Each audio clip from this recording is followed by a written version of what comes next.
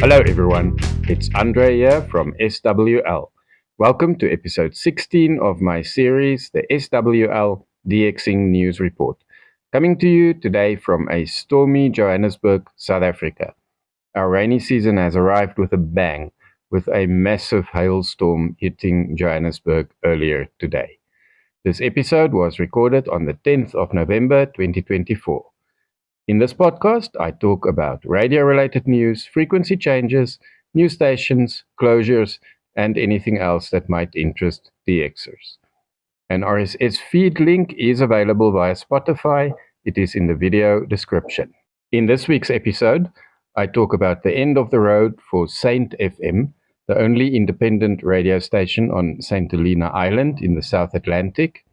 I talk about NASA's radio communication with the Voyager spacecraft 15 billion miles away. Also, the return to radio communication for some flight navigation in Finland. I talk about a new beam for VORW Radio International towards Asia and Australia. There is a new medium wave frequency in Finland. I have a reception report from Mike in Florida, and I end with the propagation forecast. The community radio station St FM on St Helena Island in the South Atlantic is closing its doors. The station announced on its Facebook page last week that it is closing down due to the terminal illness of its founder. The station said, "It is with deep sadness that St FM announces the terminal illness of one of its remaining founders, Mike Olson, who recently shared that he has only weeks to live. Due to this heartbreaking news and other related circumstances, St FM will cease broadcasting on Friday, November the 8th at 4 p.m. That's local time, St Helena. We deeply regret this decision, but recognize it as necessary." This station serves the population of this isolated island that until just a few years ago was only reachable by ship. There is now an airport on the island with one flight a week from Johannesburg. The population of St Helena is only about 4,500 people. The station said this weekend on its Facebook page, "We are still here for a little while at least." The station broadcasts on 93.1, 95.1, and 106.0 megahertz on FM. St Helena is a very mountainous island, hence I think the different frequencies. I was fortunate to have visited the island some decades ago by ship. The journey from Cape Town took 7 days because the ship had some mechanical problems. Normally it's a journey of 5 days. This was on a South African Navy ship. The pictures you can see here are my own. There will be a continuation of transmissions for another week, and that means that it will still be on air until around about the 17th of November. But they will only play uninterrupted music and occasional important announcements. This means that you can still hear the station if you haven't heard it yet. They stream online as well. There is a link in the description of this video, so you can listen to the streaming. But as I said, currently they are only playing music, and there might be some interruptions with important announcements about, for example, road closures, power outages, water interruptions, and communication and health-related issues. There is another radio station on the island, South Atlantic Media Services, SAMS Radio 1. And the BBC World Service can also be heard on FM on various frequencies around St Helena. On October the 24th, NASA reconnected with the Voyager 1 spacecraft after a brief pause in communications. The spacecraft recently turned off one of its 2 radio transmitters, and the team is now working to determine what caused the issue, NASA reports on its website. The transmitter shut off seems to have been prompted by the spacecraft's fault protection system, which autonomously responds to onboard issues. When the flight team, which is based at NASA's Jet Propulsion Laboratory in Southern California, beams instruction to the spacecraft via the agency's Deep Space Network, Voyager 1 sends back engineering data that the team then assesses to determine how the spacecraft responded to the command. This process normally takes a couple of days, almost 23 hours for the command to travel more than 15 billion miles, that is 24 billion kilometers, from Earth to the spacecraft, and another 23 hours for the data to travel back.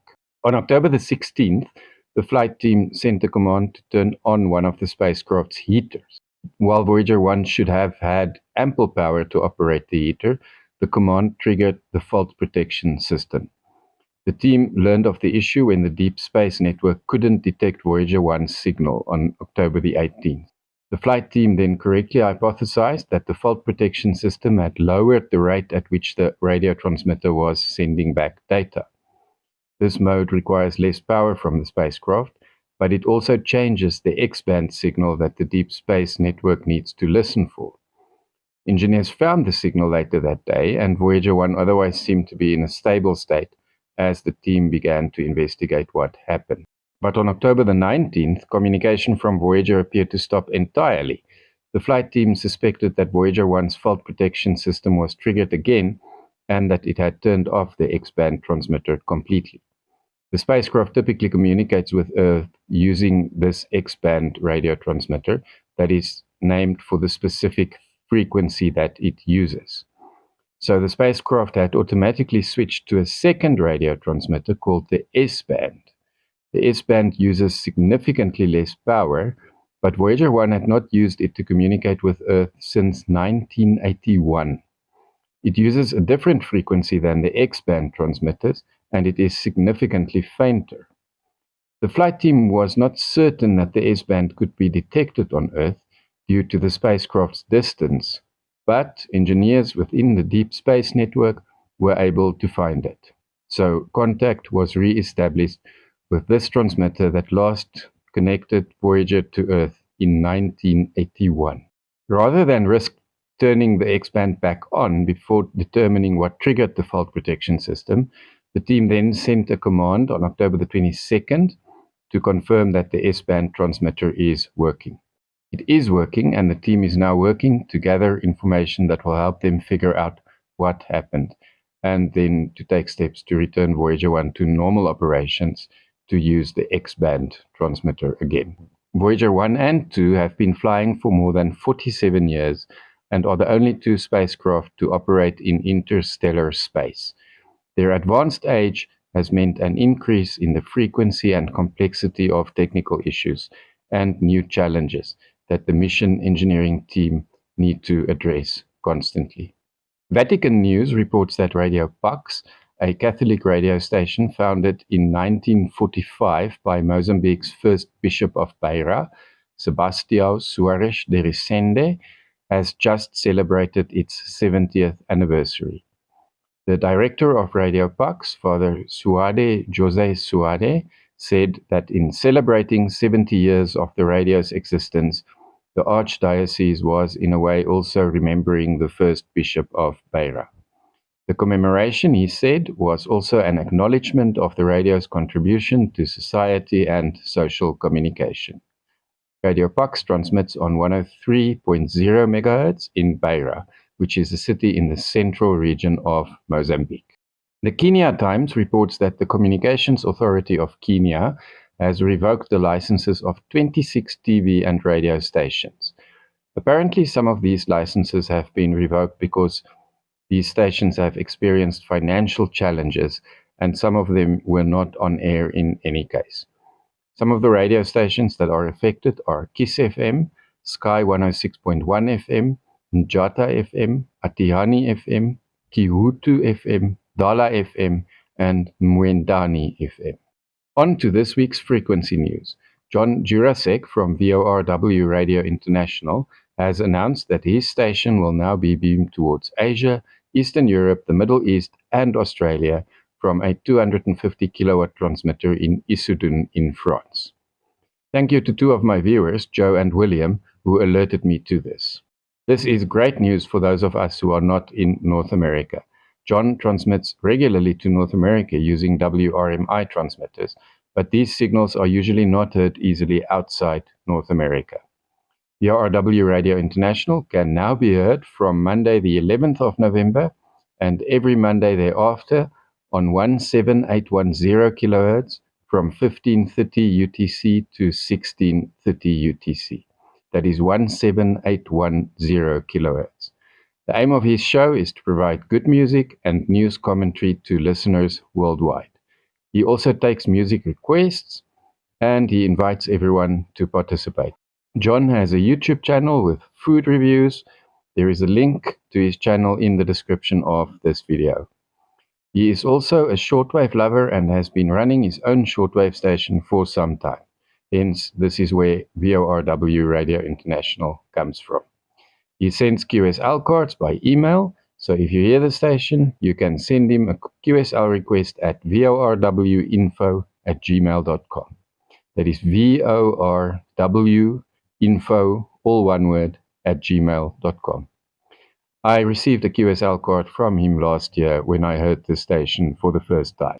Radio Pori in Finland, the station that broadcasts talk, variety, and pop music 24 hours a day, 7 days a week on FM, has received a medium wave, or AM, license from the Finnish Transport and Communications Agency called Traficon. There are very few medium wave stations in Finland. Radio Pori will now transmit on medium wave on 963 kilohertz, in addition to its FM signal. The other long-term medium wave station still in operation in Finland is called Pispalan Radio on 7 to 9 kilohertz in Tampere in Finland. And of course, Scandinavian weekend radio can also be heard on weekends on 1602 kilohertz, also on medium wave. Staying in Finland, Reuters reports that 3 airports in eastern Finland are reintroducing radio navigation equipment to facilitate aircraft landings during times that authorities believe Russia is interfering with satellite navigation. Reuters reports that Finland believes Russia is disturbing signals used in navigation, the Global Navigation Satellite System, GNSS, and the Global Positioning System, GPS, in eastern Finland and also in the Baltic Sea region. Russia has denied interfering with communication and satellite networks in this region. But to Finnish airports operated by the Finnish Airport Authority, Finavia, in the towns of Joensuu and Savonlinna, both of which are situated only an hour's drive from the Russian border, have introduced new refitted radio ground equipment. Another airport in Lappeenranta is planning to do the same as soon as possible. The Reuters report does not specify, but I assume these new radio navigation stations will be in the HF band. If anyone knows more, please let me know and I will share it here. Radio Sound of Africa will be on air on 16 and 17 November from 1900 to 2000 UTC and from 2000 to 2200 UTC on 7395 kilohertz. That is on 16 and 17 November. The station plays music from all over Africa, but not much is known about this station. It appears to be based in Europe, perhaps Switzerland, and it appears to be a pirate station. I would love to hear from listeners who are able to catch this one. I have a reception report from Mike in Boca Raton, Florida, for the morning of 3 November. He used the SDR Play RSP1A and SDR Connect Preview 5, and he used a dipole antenna. These signals were received on the 3rd of November, as I say. He heard channel 292 at 0600 UTC on 9670 kilohertz with a SINPO of 44454. Radio Romania International at 0630 UTC on 11930 kilohertz, SINPO of 54545. This was a 96th anniversary program, he says, and it was in English. He heard Radio New Zealand Pacific at 0700 UTC on 13755 kilohertz. This was with a SINPO of 45444. He heard Radio Nacional da Amazonia at 0800 UTC on 11780 kilohertz. The SINPO was 34433. Radio Educación from Mexico. This was a 100th anniversary broadcast, he says. It was at 0830 UTC on 6185 kilohertz with a SINPO of 45444. And China Radio International at 0900 UTC on 17570 kHz. The SINPO was 34353. It was a news program in English. To end, a brief propagation outlook based on forecasts from the NOAA Space Weather Prediction Center. The geomagnetic field is expected to reach active levels on 10 and 11 November, so that is while I am recording this podcast on the 10th and into Monday the 11th. But the K-index will be around 3 to 4, so not too high. There should still be some relatively decent HF propagation during this time. From the 12th of November until the 15th, the geomagnetic field will be quiet to unsettled. The K-index is expected to range between 1 and 3. From the 15th to the 17th of November, geomagnetic conditions will be active again due to a recurring coronal hole high-speed stream. All of this in plain English, it seems like HF propagation will be a bit weaker over this weekend when I'm recording and into Monday the 11th. Conditions will then improve, and these good conditions should last until the coming weekend, when the effects of the recurring CHHSS will be felt. And that will be from about the 15th to the 17th of November. There is a link in the description of this podcast to a website called Ham Radio for non-techies with clear and simple propagation charts that you can refer to for the latest HF propagation conditions on a daily basis, as conditions can change quite suddenly. That's all for today. Please send me your news items and reception reports so that I can share them here. If you would like to share reception reports, please tell me your location, the radio you used, the stations and frequencies you received, and please provide SINPO or SIO codes for the signals you received.